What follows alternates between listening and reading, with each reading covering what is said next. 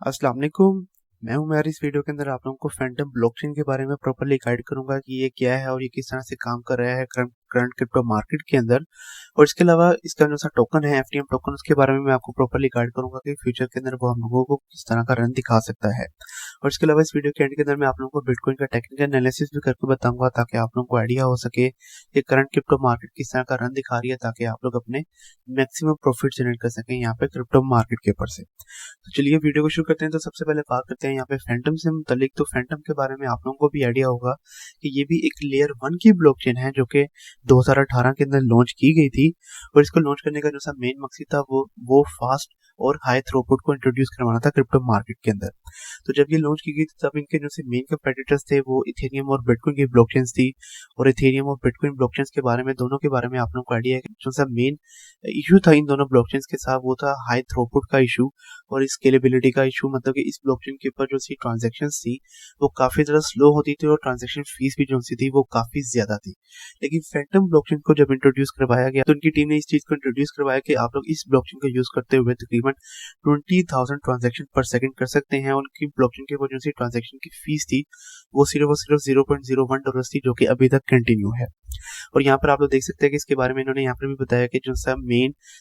Feature है इस blockchain का वो है हाई स्पीड, सिक्योरिटी और स्केलेबिलिटी का इशू। और अगेन 20,000 ट्रांजैक्शन पर सेकंड और सिर्फ $0.01 जब फीस होगी किसी भी ब्लॉकचेन के अंदर ट्रांजैक्शन की, तो वाकई में ये जो ब्लॉकचेन है वो काफी ज्यादा स्पीड के साथ साथ काफी ज्यादा स्केलेबिलिटी जो है उसको इंट्रोड्यूस करवा रही है क्रिप्टो मार्केट के अंदर। इसके बारे में इन्होंने यहाँ पर भी बताया कि ऑलमोस्ट इंस्टेंट ट्रांसफर वगैरह आप लोग कर सकते हैं by using Phantom blockchain. With in 1 और 2 सेकंड आपकी जो ट्रांजैक्शन है वो कंफर्म हो जाती है फैंटम ब्लॉकचेन के अंदर। किस तरह से होती है, कौन सा कंसेंसस यूज कर रहे हैं, अगेन उसके बारे में मैं आप लोगों को आगे जाके गाइड करता हूँ। और यहाँ पर इन्होंने बताया कि यूनिसी सिंपली सिक्योर क्यों है, क्योंकि ये भी प्रूफ ऑफ स्टेक कंसेंसस को यूज कर रहे हैं। हाईली स्केलेबल क्यों है, क्योंकि 1000 ऑफ नोड्स प्रोवाइडर है इनके और जिनसे इनकी ब्लॉकचेन के ऊपर ट्रांजेक्शन वगैरह कंफर्म होती हैं। किस तरह से होती हैं, किस तरह से सेकंड्स के अंदर ये लोग ट्रांजेक्शन को कंफर्म करते हैं, उसके बारे में आप लोगों को आगे जाके गाइड करता हूँ मैं। और ये जो सी ब्लॉकचेन है ये इथेरियम कंपैटिबल ब्लॉकचेन है, फैंटम ईवीएम कंपैटिबल ब्लॉकचेन बनी है। और ये जो सी ब्लॉकचेन है ये भी इथेरियम की तरह सॉलिडिटी लैंग्वेज को यूज कर रहा है। तो क्योंकि ये भी सॉलिडिटी लैंग्वेज को यूज कर रहा है इसलिए ये भी एक ईवीएम कंपैटिबल ब्लॉकचेन है। और क्योंकि सॉलिडिटी लैंग्वेज को यूज करना काफी ज्यादा इजी है तो इसीलिए इस ब्लॉकचेन के ऊपर जो सी डेप्स वगैरह को डिप्लॉय करना है वो बहुत ज्यादा इसलिए है। इसलिए हम लोग देख रहे हैं कि अभी तक तकरीबन 200 प्लस जो सी डिसेंट्रलाइज एप्लीकेशंस हैं वो ऑलरेडी लॉन्च हो चुके हैं यहाँ पे फैंटम ब्लॉकचेन के ऊपर। कौन कौन सी डेप्स है अगेन उसके बारे में मैं आप लोगों को आगे जाके करता हूँ। सबसे पहले इनके बारे में थोड़ा बहुत और स्टडी करते चलें तो इनकी टीम के बारे में आप लोगों को गाइड करना जरूरी है। तो यहाँ पर आप लोग देख सकते हैं कि जो सी भी टीम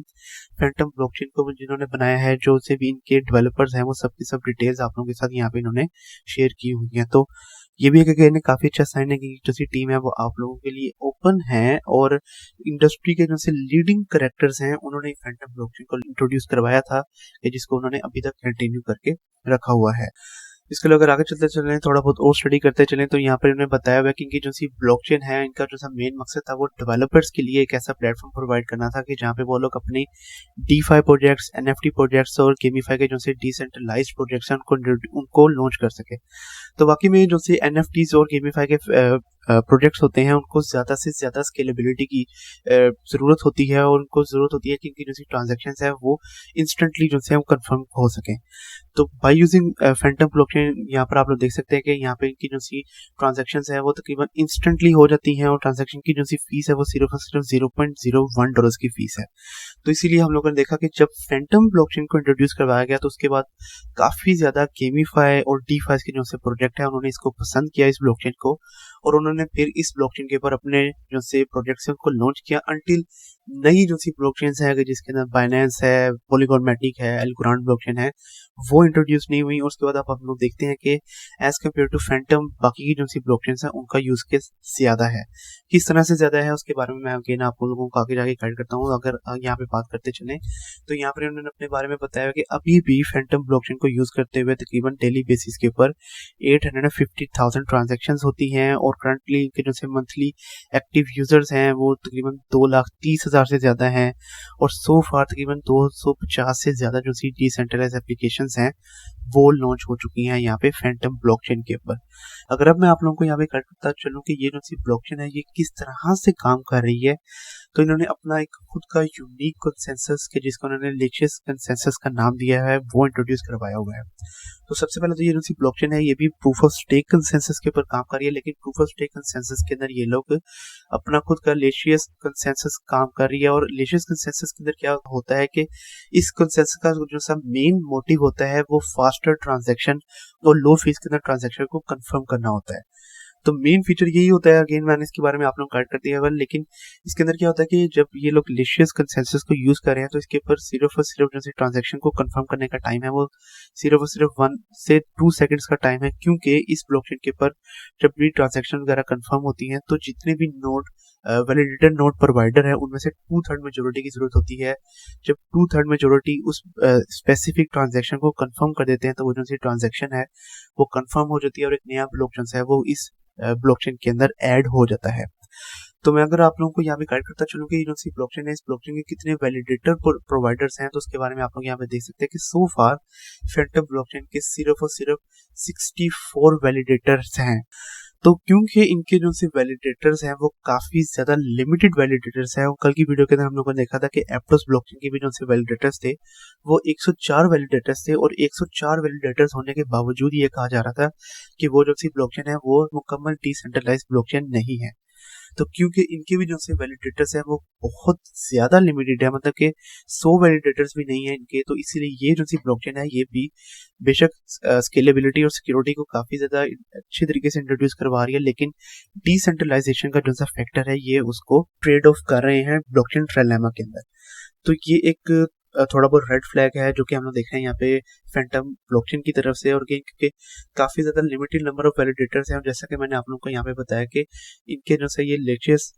कंसेंसस है इसके अंदर सिर्फ और सिर्फ 2/3 मेजोरिटी की जरूरत होती है। जितने भी वैलिडेटर्स हैं उनमें से सिर्फ और सिर्फ 2/3 मेजोरिटी जब कंफर्म कर देगी स्पेसिफिक ट्रांजेक्शन को तो वो जो सा ट्रांजेक्शन है वो कंफर्म हो जाएगी और वो जो सा ब्लॉक है वो ब्लॉकचेन के अंदर ऐड हो जाएगा। तो 64 में से अगर तकरीबन 38 वैलिडेटर्स जो है वो जब एक ट्रांजैक्शन को कंफर्म कर देते हैं तो वो जो सा ब्लॉक है वो ऐड हो जाता है फैंटम ब्लॉकचेन के अंदर। और क्योंकि सिर्फ और सिर्फ 38 वैलिडेटर्स के कंफर्म करने की जरूरत होती है तो काफी ज्यादा लिमिटेड नंबर ऑफ वैलिडेटर्स हैं ये, तो इसीलिए जो जिस भी शख्स ने हैक करना है या जिस भी शख्स ने मैनिपुलेट करना है फैंटम ब्लॉकचेन को, तो वो जब 38 वैलिडेटर्स को मैनिपुलेट कर देगा तो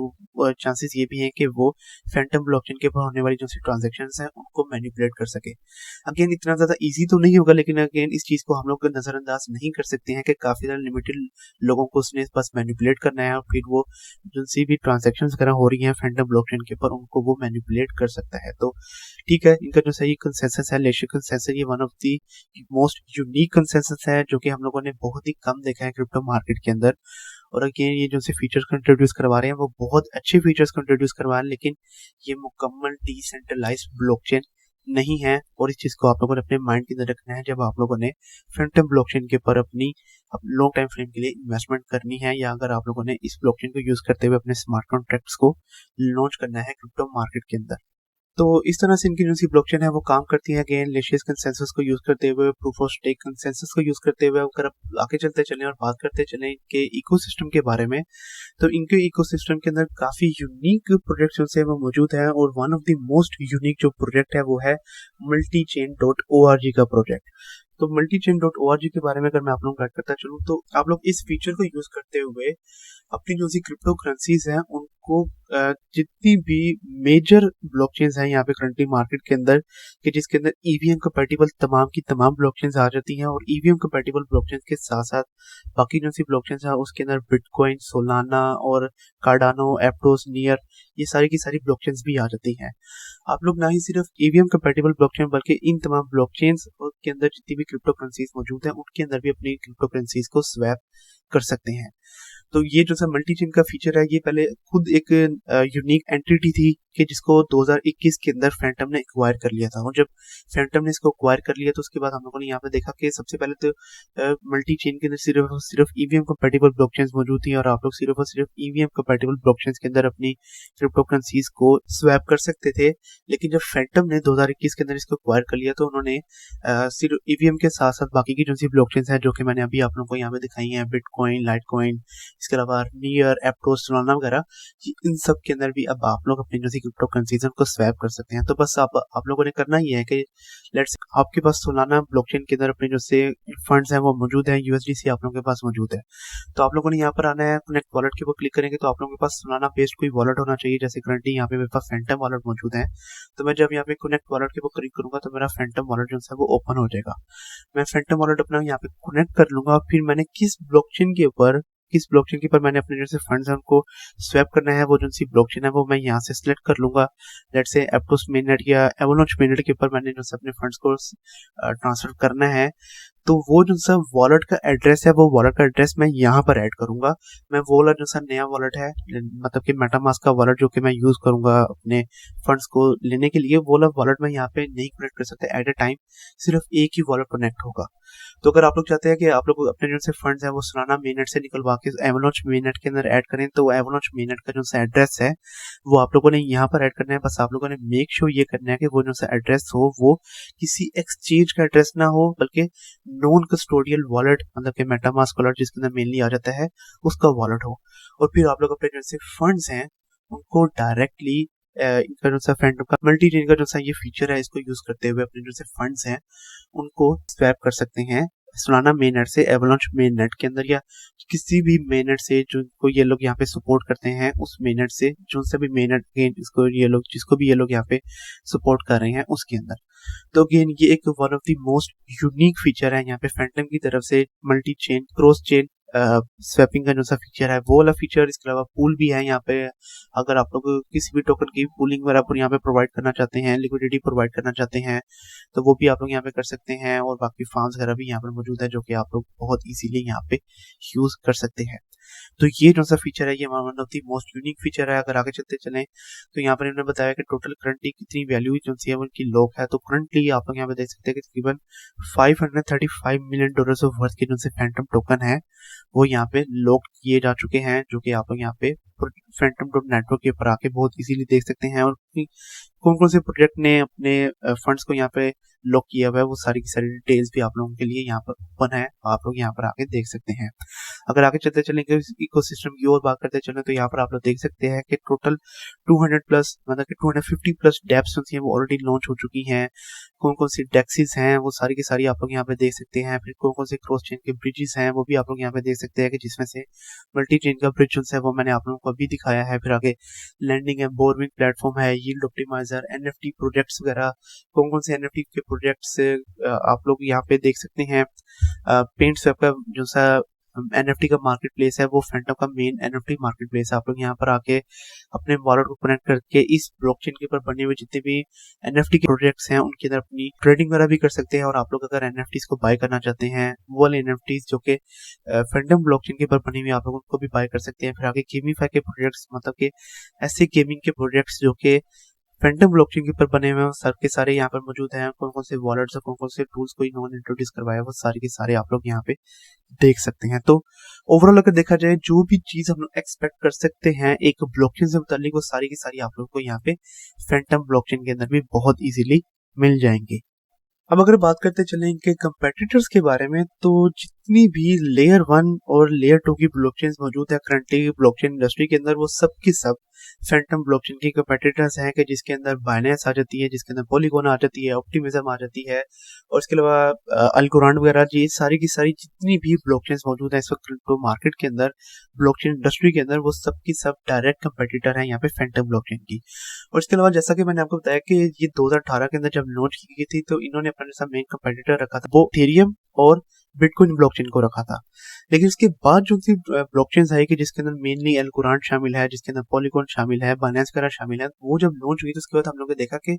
फैंटम का जो सा यूज केस है वो कम हो गया। और अगेन यूज केस कम होना बनता भी है क्योंकि अगर आप पॉलीगॉन मैटिक ब्लॉकचेन को यूज कर रहे हैं तो अगर फैंटम ब्लॉकचेन के ऊपर जो सी ट्रांजेक्शन की फीस है वो अगर $0.01 है, तो पॉलीगॉन मैटिक ब्लॉकचेन के ऊपर जो सी ट्रांजेक्शन की फीस है वो $0.000028 है। मतलब कि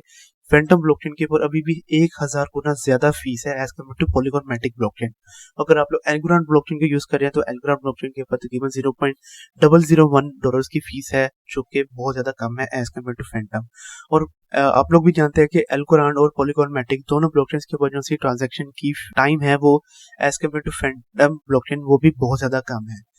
तो अगर आप लोग ये कहें कि फैंटम ब्लॉकचेन ने जब लॉन्च हुई थी तो तब ये अपने कंपेटिटर्स से बहुत ज्यादा आगे थी, लेकिन वक्त के साथ साथ जब नए प्रोजेक्ट्स आते रहे और नई ब्लॉकचेन्स इंट्रोड्यूस होती रही और नई ब्लॉकचेन्स ने जब नई टेक्नोलॉजी को इंट्रोड्यूस करवाया तो तब फैंटम ने अपने आप को उस लिहाज से अपग्रेड नहीं किया। तो ये एक फॉल बैक की जो सी वजह है वो बनी फैंटम ब्लॉकचेन की, जिसके बाद हम लोगों ने देखा कि जब बाकी की नई टेक्नोलॉजी के साथ आने वाली जो सी ब्लॉकचेन्स है वो जब इंट्रोड्यूस होगी तो ऐसे तमाम प्रोजेक्ट जो कि पहले फैंटम ब्लॉकचेन के ऊपर काम कर रहे थे उन्होंने फैंटम ब्लॉकचेन को डिच करवाना शुरू किया और उन्होंने बाकी के जो से प्रोजेक्ट्स है जिसके अंदर मेनली पॉलीगॉन मैटिक शामिल था उन्होंने उसको यूज करना शुरू किया। तो ये अगेन जितने भी इस वक्त ब्लॉकचेन्स मौजूद है वो सारी की सारी डायरेक्ट कंपेटिटर्स हैं यहाँ पे फैंटम की, और उनकी क्योंकि हाइप ज्यादा है एज कम्पेयर टू फैंटम, इसीलिए अभी भी हम लोग देख रहे हैं कि फैंटम का जो से यूज केस है वो अब काफी ज्यादा कम हो चुका है और अब जो से नए प्रोजेक्ट्स आ रहे हैं वो उन तमाम ब्लॉकचेन्स को प्रेफर कर रहे हैं as compared to Fantom blockchain. अब अगर बात करते चले इसका जो सा टोकन है FTM टोकन, उसके टोकनॉमिक्स के वगैरह के बारे में, तो यहाँ पर आप लोग देख सकते हैं कि जो सी मैक्स सप्लाई है इनके टोकन की वो है तकरीबन 3.17 बिलियन कि जिसमें से तकरीबन 2.78 बिलियन करंटली मौजूद है सर्कुलेशन सप्लाई के अंदर, जो कि काफी अच्छा साइन है। टोटल 88% सप्लाई बनती है ये, तो अगेन ये काफी अच्छा साइन है कि काफी बड़ी जो सी सप्लाई है वो करंटली सर्कुलेशन सप्लाई के अंदर मौजूद है। और जो सी 12% सप्लाई जो कि अभी सर्कुलेशन सप्लाई के अंदर मौजूद नहीं है उसमें से भी जो सी 50% सप्लाई है वो करंटली लॉक्ड है, जिसके मैंने आप लोगों के साथ यहाँ पे शेयर कर दिया है। आप लोग देख सकते हैं कि तकरीबन $535 मिलियन ऑफ वर्थ का जो सा फैंटम टोकन है वो करंटली लॉक्ड है। तो अगेन अभी भी ये काफी अच्छा साइन है कि सिर्फ और सिर्फ अगर देखा जाए तो 5% ऐसी सप्लाई है जो कि सर्कुलेशन सप्लाई के अंदर ऐड होनी है। तो अगर ये ऐड हो भी जाती है तो हम लोग बहुत बड़ा फॉल जो है वो एक्सपेक्ट नहीं कर सकते हैं यहाँ पे फैंटम टोकन की जो सी करंट वैल्यू चल रही है उसके अंदर। तो ये अगेन काफी अच्छा साइन है। अगर बात करते चलें इनका जैसे FTM टोकन है उसका यूज केसेस क्या है, तो उसका जो सबसे पहला यूज केसेस है वो तो ये है कि ये जो सी गैस फीस है ये उसके लिए यूज होता है, आप लोग यहाँ पे देख सकते हैं। इसके अलावा ये जो सा टोकन है इसको आप लोग स्टेकिंग के ऊपर लगा के जो से नोड प्रोवाइडर्स हैं आप लोग वो बन सकते हैं। और इसके अलावा इनका जो सा टोकन है उसके ऊपर उसको अगर आप लोग स्टेकिंग के ऊपर लगाते हैं तो फिर आप लोग इनके जो से गवर्नेंस है, मतलब कि आपका जो सब वोटिंग का हक है वो भी आप लोगों के पास आ जाएगा। तो ये कुछ काफी मेन यूज केसेस हैं इनके टोकन के, ऐसा नहीं है कि जो सा FTM टोकन है उसके यूज केसेस मौजूद नहीं है, काफी मेजर यूज केसेस हैं यहाँ पे FTM टोकन के। अगर ये तो इनकी जो सी अडोप्शन है वो अगर ज्यादा होती रहती है वक्त के साथ साथ तो फिर हम लोग देखेंगे कि FTM टोकन का भी जो से यूज केसेस हैं वो ज्यादा होते रहेंगे, जो कि इस चीज की साइन है कि इसके बाद हम लोग FTM टोकन की जो सी प्राइसेस को काफी ज्यादा पंप करता हुआ भी देखेंगे। इसके अलावा अगर देखें अगर आप लोग करंटली तो ये ट्रेड हो रहा है $0.43 के ऊपर जब मैं ये वीडियो बना रहा हूँ और ये भी अपने ऑल टाइम हाई से काफी ज्यादा नीचे ट्रेड हो रहा है।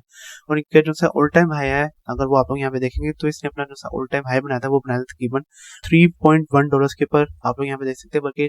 कुछ एक्सचेंजेस के बाद तकरीबन $3.5 के ऊपर भी इसकी प्राइस गई थी। तो करंटली क्योंकि अपने ऑल टाइम हाई से काफी ज्यादा नीचे चल रहा था, अगर तो ये वाकई में अपने ऑल टाइम हाई के पास जाता है तो तकरीबन 8x से 9x तक का ये प्रॉफिट बनता है। और अगर आप लोग इस लेवल के ऊपर इसके ऊपर अपनी इन्वेस्टमेंट कर लेते हैं, मतलब कि आप लोगों को लगता है कि ये ऐसा प्रोजेक्ट है कि जिसके ऊपर लॉन्ग टाइम फ्रेम के लिए इन्वेस्टमेंट करनी चाहिए और लॉन्ग टाइम फ्रेम के ऊपर ये आप लोगों को काफी अच्छा प्रॉफिट जनरेट करके दे सकता है, तो तकरीबन 8x से 9x तक का प्रॉफिट आप लोग जनरेट कर सकते हैं यहाँ पे FTM के ऊपर से। तब अगर इसके ऊपर टेक्निकल एनालिसिस करते चले तो करंटली अगेन आप लोग यहाँ पे देख सकते हैं कि ये ट्रेड हुआ था $0.4 के ऊपर और प्रीवियस जितने भी इसके सपोर्ट एंड रेजिस्टेंस लेवल लगाए थे इसने तमाम को तोड़ दिया और तमाम से काफी ज्यादा नीचे ट्रेड हो रहा है करंटली ये। तो सबसे पहले इसके ऊपर नए जो से सपोर्ट और रेजिस्टेंस लेवल्स है पहले मैं वो लगा रहा था ताकि बाद में आगे वीडियो को यहाँ पे कंटिन्यू किया जा सके। तो करंट इसका जो सा सपोर्ट लेवल है वो तकरीबन $0.435 के ऊपर कि जिसको ये करंटली एज अ सपोर्ट के तौर पे होल्ड करने की कोशिश कर रहा है, और इसका जो सा करंट रेजिस्टेंस लेवल बनता है वो बनता है तकरीबन $0.452 के ऊपर। अगर इसकी वैल्यू इससे अबव भी जाती है तो फिर हम देखेंगे कि ये वाला लेवल के जहाँ पे इसकी वैल्यू बनती है तकरीबन $0.465 तक का लेवल, ये वाला लेवल ऐसा मेन रेजिस्टेंस के तौर पे काम करेगा, और फिर इसके बाद तकरीबन $0.48 का भी जो सा लेवल है वो भी as a one of the main resistance level काम करेगा यहाँ पे फैंटम के लिए। और उसके अलावा बाकी के जो से रेजिस्टेंस लेवल्स होंगे वो ये वाले सारे लेवल्स होंगे। अगर आगे चलते चले उसकी जो से सपोर्ट लेवल्स है उसके बारे में आप लोगों को गाइड करता चलूँ, तो अगर तो जो सा करंट सपोर्ट लेवल है तकरीबन $0.435, इसको तोड़ देता है और उसकी वैल्यू से नीचे आ जाती है, तो फिर हम लोग देखेंगे कि ये सारे के सारे जो से लेवल्स होंगे वो एज अ मेन सपोर्ट के तौर पे काम करेंगे यहाँ पे फैंटम टोकन के लिए। और फिर इन सारे लेवल से हम लोग फैंटम टोकन की जो सी प्राइसेस है उनको थोड़ा बहुत पंप बैक भी करता हुआ देख सकते हैं। इसके अलावा इसके ऊपर भी 4 आवर टाइम फ्रेम के तमाम एक्सपोनेंशियल मूविंग एवरेज की लाइंस को उन करके दिखाता चलूँ, तो आप लोग यहाँ पे देख सकते हैं कि करंटली ये दोबारा से तमाम एक्सपोनेंशियल मूविंग एवरेज की लाइन से काफी ज्यादा नीचे ट्रेड हो रहा है। अगर इसकी वैल्यू ऊपर भी जाती है तो फिर आप लोग देखेंगे 200 एक्सपोनेंशियल मूविंग एवरेज की लाइन जो कि आ रही है तकरीबन $0.44, वो वाला लेवल एक मेन रेजिस्टेंस के तौर पे काम करेगा, और वहां से इसकी वैल्यू दोबारा से नीचे की तरफ भी बाउंस बैक कर सकती है।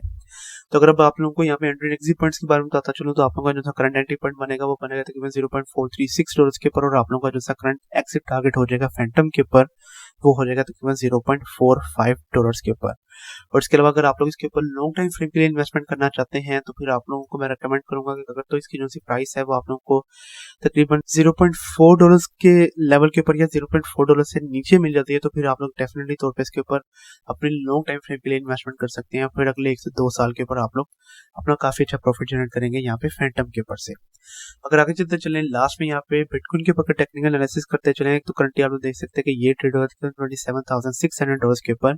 और कल की वीडियो के अंदर हम लोगों ने देखा था कि ये अपनी जो सी 4 आवर टाइम फ्रेम के ऊपर 20 एक्सपोनेंशियल मूविंग एवरेज की लाइन है जो कि आ रही थी तकरीबन $28,300, उसको ये एज अ सपोर्ट के तौर पे यूज कर रहा था। लेकिन अब आप लोग यहाँ पे देख सकते हैं कि उससे नीचे इसकी वैल्यू चले गई है, और करंटली ये 20 और 50 दोनों एक्सपोनेंशियल मूविंग एवरेज की जो लाइन है उनको एज अ मेन रेजिस्टेंस के तौर पे यूज कर रहा है। तो थोड़ा बहुत रेड रन जो है वो हम लोगों ने यहाँ पे देखा है बिटकॉइन की तरफ से, और क्या हम लोग थोड़ा बहुत और रेड रन एक्सपेक्ट कर सकते हैं इसके बारे में मैं आप लोगों को यहाँ पे एक बड़े टाइम फ्रेम के ऊपर एक इसकी जो सी असेंडिंग ट्रायंगल है एक वो ड्रॉ करके दिखाना चाहता हूँ, ताकि